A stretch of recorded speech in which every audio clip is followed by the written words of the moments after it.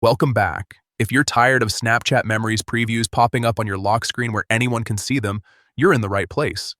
In this quick guide, I'll show you exactly how to hide Snapchat memories notification content so your privacy stays intact. Let's get straight into it.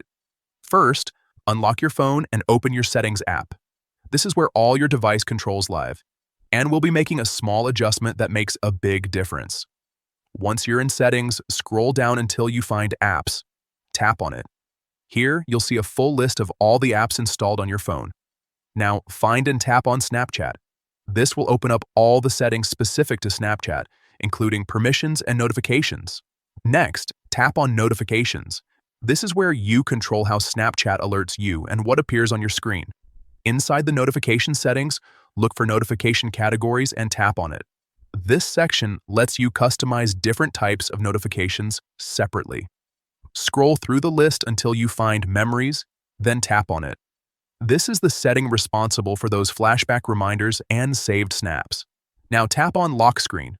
You'll see a few options here for how notifications appear when your phone is locked.